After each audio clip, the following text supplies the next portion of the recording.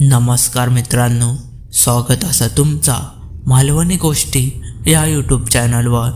तर आज आपण बघणार असं मुंबई ते जळगाव रेल्वे प्रवासादरम्यान एक महिला आणि तिच्या 2 मुलींसोबत असो काय प्रकार घडलो हा।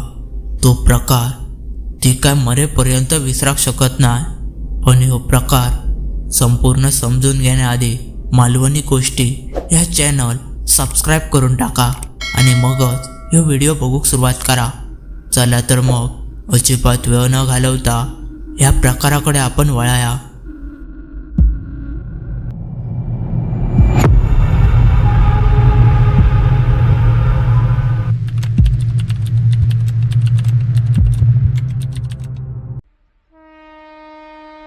मी आणि माझ्या मुली अनुष्का आणि सायली मुंबईहून जळगावात जाणाऱ्या सह्याद्री एक्सप्रेसमध्ये बसलो होतो।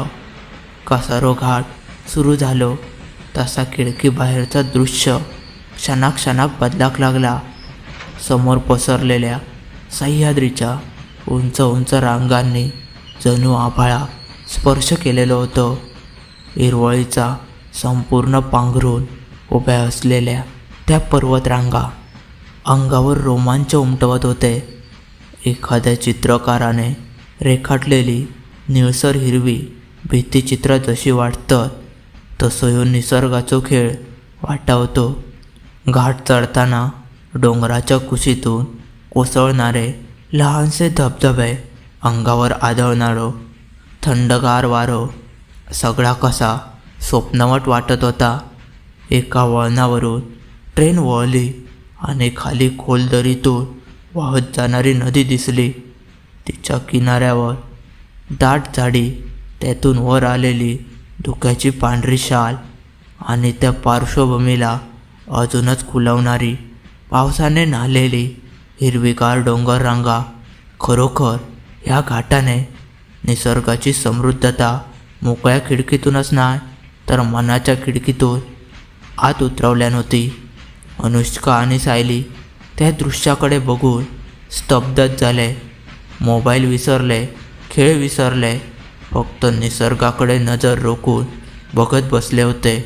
अधूनमधून लागणाऱ्या पुलावरून जाताना दोन्ही बाजूंनी पसरलेले पाण्याचे विस्तीर्ण तलाव, त्यांच्या कडेने दूरवर पसरलेली जंगला आणि निळसर आकाशात तरंगणारे ढग, या सर्व काही क्षणभरासाठी स्वर्गसुखाची अनुभूती देत होता। घाट संपत इलो तरी त्या दृश्याचे, घाटात घालवलेल्या क्षणाचे मनमोहक चित्रीकरण मनात तसेच उमटले होते। आई बघ ना, निसर्ग किती सुंदर हा, मोठ्या अनुष्का खिडकीतून बाहेर बघत उत्साहान म्हटल्या। आणि तेवढ्या सायली बोलाक लागली, थंडगार वाऱ्याची झुळूक किती छान वाटता। आणि मगाशी होते ते दूरवरचे धबधबे, ते तर किती सुंदर होते, अगदी चित्रासारखे दिसत होते। तेवढ्यात मी बोललोय, मी लहानपणापासून निसर्गातच वाढलोय, त्याकाच बघत मोठा झालोय। तुम्ही बघा अगोदर, तुमचा सर्व बालपण मोबाईल बघण्यातच संपत चालला। तेवढ्यात अनुष्का म्हणाक लागली, काय गे आई, बघतो मगातपासून तो पसारो की कोणतो घाट सुरू झालो हा, तसं मी मोबाईल बघूकच नाही आहे, तरी तू टोचाम बोलता। मी तिच्याकडे बघत हसाक लागला, होय गो, आणि हो पसारो नाया, त्याचं नाव कसारो हा। अगो कसारो घाट म्हणजे निसर्गाचो खजिनोचा, तुमका माहीत नसात, पण पूर्वी ह्या घाटातून बैलगाडे आणि घोडदळे जात असत। आता आपण रेल्वेन ह्यो प्रवास करत असलो तरी अजूनसुद्धा ह्यो प्रदेश तसोच सुंदर वाटता। त्यानंतर बरोच वेळ आमचो इतिहासावर संवाद सुरू होतो। माझ्या आठवण्यात पहिल्यांदाच मुली इतक्या मन लावून माझा बोलणं ऐकत होते, ह्या बघून माका तर प्रचंड आनंद झालो होतो।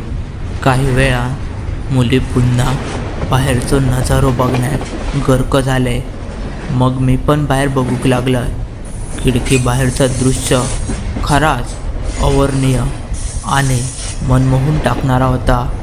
जरी गगनात भिडणारी पर्वतराजी मागे पडली होती तरीसुद्धा दूरवर पसरलेल्या ते छोटे छोटे टेकडे, त्यांच्या कुशीत विसावलेली दुमदार खेडी आणि त्या डोंगर उतारांवर अधूनमधून दिसणारी मंदिरा मनात वेगळंच उल्हास निर्माण करत होती. दाट झाडीतले गडद सावलीचे पट्टे आणि सकाळच्या त्या हळुवार उन्हाने न्हालेली ती भूमी, या सर्व बघताना माझ्या स्वप्नांच्या जगात असल्याचा भाव माझ्या मनात निर्माण होत होतो.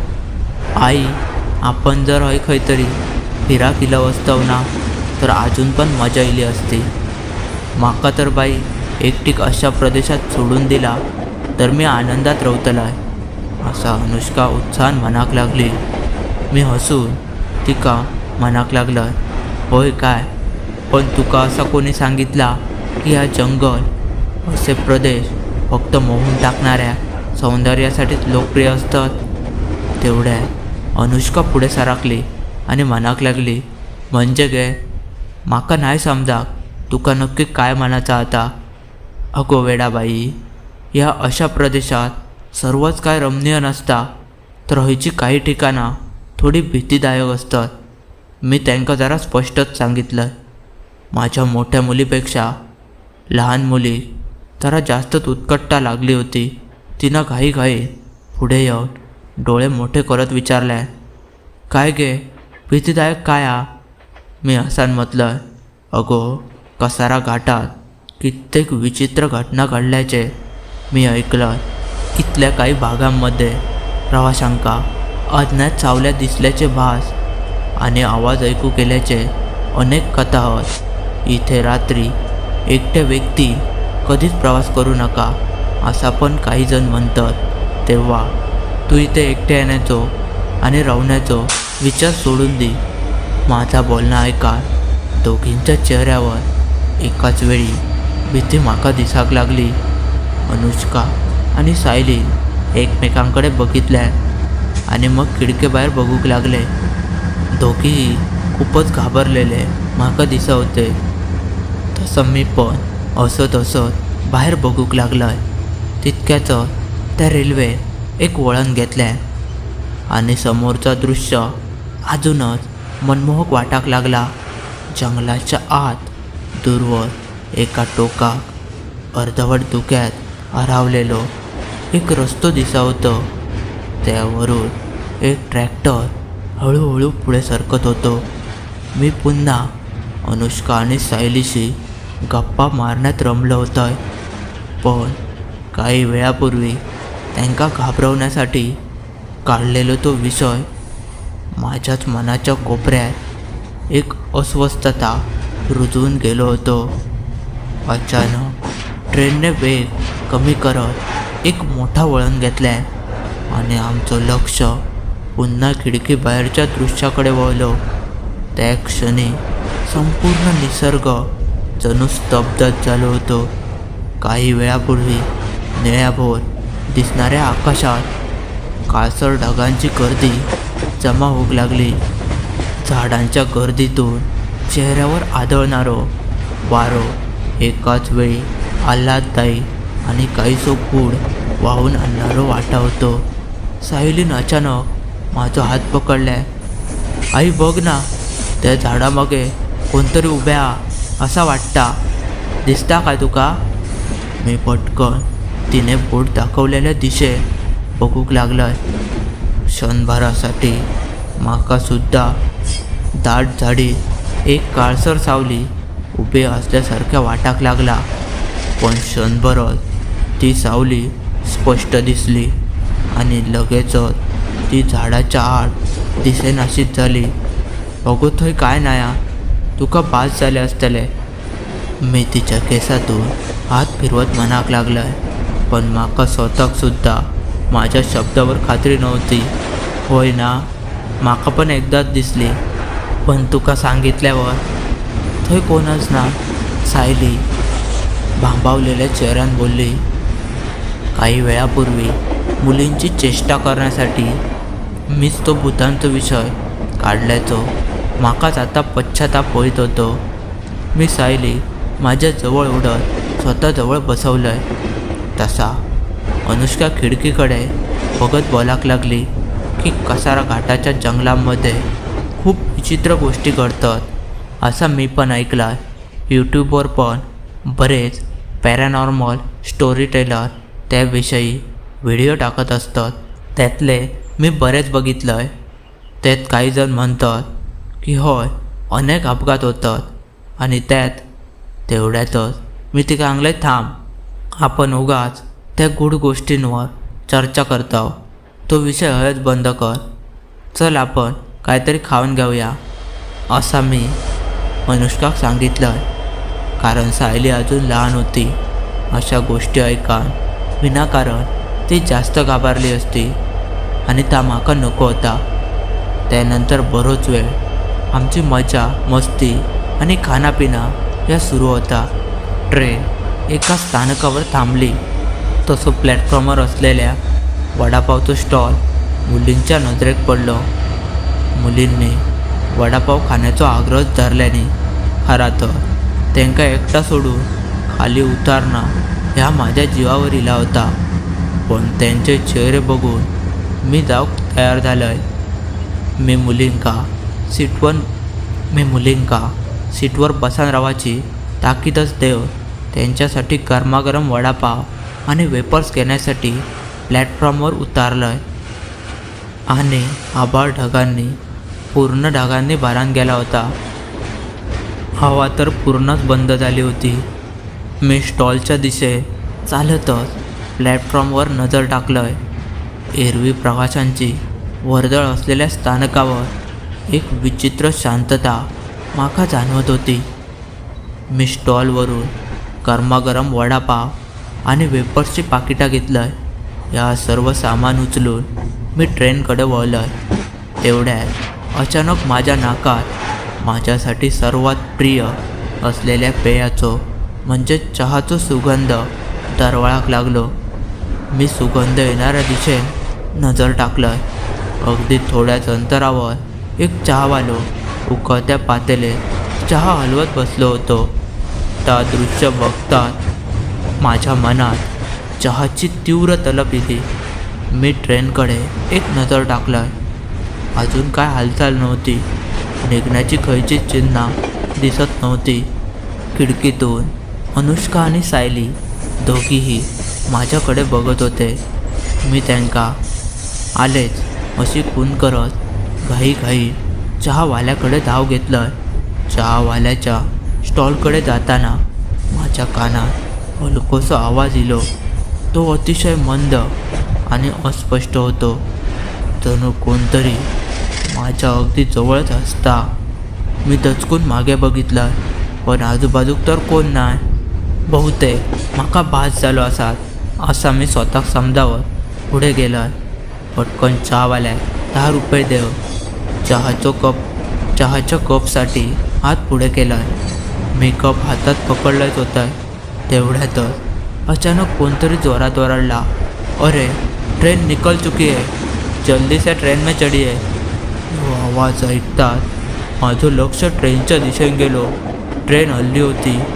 मुली देखील आई पळ लवकर म्हणून आवाज देत होती. हातात चहा वडापाव आणि वेपर्स घेऊन मी वेगान पळाक लागलाय. ट्रेनचा वेग सेकंदा वाढत जात होतो. मी जीवाच्या आकांतान धावत होतोय. धावत असताना माझ्या मनात एक विचार येत होतो की मी मुलींपासून वेगळा पडलोय तर काय होतला. अंगातील सर्व शक्ती वापरान मी कशी तरी ट्रेनच्या पायऱ्यांजवळ पोहोचलोय. पण चढण्याच्या घाईत पायरीवरून पायच सटाकलो आणि माझं तोल गेलो. मी जोरात किंचाळलोय. तेवढ्यात पुढच्या क्षणी मी रेल्वे आणि प्लॅटफॉर्ममध्ये असलेल्या फटीमध्येच सापडणार होता. अचानक खैसून तरी आणि कसो एक ताकदीचो हात त्या क्षणाक माझ्या पुढे इलो. माझ्या दंडावर एक मजबूत पकड माका जाणवाक लागली. एखाद्या बाहुलीप्रमाणे त्या दणकट हाताने माका ट्रेनमध्ये उडून घेतल्याने त्या झटपटीत माझ्या हातातील चहाचो कप हवेतच उडालो. तेथील बरोच चहा माझ्या हातावर पडलो. चहा गरम असल्यामुळे हातात बराच भाजला, पण माझा जीव वाचलो होतो. कानाजवळून गेलेल्या संकटात माझी छाती धडधडत होती. मी दरवाजाजवळ असलेल्या भागात लवकर खाली बसलोय. बरोच वेळ मी बेशुद्ध होतो. काही क्षणानंतर मुलींचे स्पर्श आणि आवाज माझ्या कानावर इले. तशी माझी जाणीव परत इली. मी डोळे उघडलोय आणि मग जरा सावरून बसत माका मृत्यूच्या दाढेतून वर खेचणाऱ्या त्या माणसाकडे बघितलंय. तो विरुद्ध दिशेत दरवाजात माझ्याकडेच बघत उभो होतो. अंगावर चेक्सचा शर्ट, ब्लॅक कलरची पॅन्ट आणि पाठीऐवजी पुढच्या बाजू छातीवर लटकवलेली सॅग. चेहऱ्यावरून चाळीशी उलांडलेली वाटावती. त्याच्या चेहऱ्यावर एक विचित्र शांतता होती आणि त्याच्या चेहऱ्यावर एक हळवे भाव माका दिसा होते. आणि ते भाव काहीतरी खूप महत्त्वाचा हरवल्याची, त्याच्यापासून दूर गेल्याची जाणीव करून देत होते. मी उठून उभे राहत आभार मानण्यासाठी त्याच्याजवळ जाऊक लागलोय, पण त्याने माका हातानं थांबवण्याची खुणा केल्या. त्याचबरोबर माझ्या कानावर हळू आवाजात काही शब्द ऐका केले. काश उस दिन मुझे भी किसी ने सहारा दिया होता. पुढच्या क्षणभरातच तो माझ्या समोरच ट्रेनमधून खाली कोसळलो. मी जोरात किंचाळलोय आणि दरवाजाजवळ धाव घेतलोय. बाहेर बघितलंय, पण तो काय खय दिसतच नव्हतो. ना ट्रेनजवळच्या खडीवर, ना शेजारच्या लाईनच्या रुळांवर. मी वाकून बघितलंय, पण सर्व परिसर रिकामीच होतो. माका वाचवणारो देवदूत माझ्यासमोर ट्रेनमधून कोसळून गायब झालो होतो. मागच्या काही मिनिटात माझ्यासाठी तो दुसरा जबरदस्त धक्को होतो. माका आता चक्कर येऊक लागली. तसा मुलींनी माका आधार देत सीटवर आणून बसवल्याने मी प्रचंड धक्क्यात होतो. तो नक्की कोण होतो आणि तो असो अचानक कोसळलो कसो, आणि त्यानंतर तो गायब खय झालो, एवढंच विचार माझ्या डोक्यात घोळत होतो. माझ्या किंचाळण्यात आजूबाजूचे बरेच जण जमले होते. मी त्यांना घडलेली सगळी घटना सांगितलं, पण बहुतेकांनी तो माका झालेलो भासत असावं असा निदान केल्याने माझ्याजवळ झालेली गर्दी थोडी कमी झाल्यावर मी माझ्या मुलींका विचारलं, पण त्यांनीसुद्धा ठामपणे सांगितल्याने की आमका कोणच दिसाक नाय. मुलींनीच सांगितल्यावर मी बोलण्यास थांबवलं. तरी पण माझी खात्री होती की माझ्याबरोबर घडलेली घटना ही निश्चितच एक भास नव्हती. त्या रात्री घरी पोचलो तरी माझ्या डोक्यात सतत एकच विचार सुरू होतो, जर तो नसतो तर मी जिवंत रवलोय नसतोय, पण जर तो खरोखर होतो तर तो गाडीतून खाली पडा नाहीसो खय झालो. मित्रांनो, ह्यो अनुभव तुमका कसो वाटलो ह्या माका कमेंट करून सांगा. आणि ह्यो व्हिडिओ आवडलो असतलोच, त्यामुळे लाईक करा आणि अजून पण रवला असाल तर सबस्क्राईब करून टाका. आणि तुमच्याकडे सुद्धा असे भूतांचे सत्य अनुभव असतील तर माका ईमेल किंवा इंस्टाग्रामवर पाठवू शकतास. त्याची लिंक मी डिस्क्रिप्शनमध्ये आणि स्क्रीनवर दिलेली असा. चला तर मग भेटूया पुढच्या व्हिडिओत. तोपर्यंत धन्यवाद.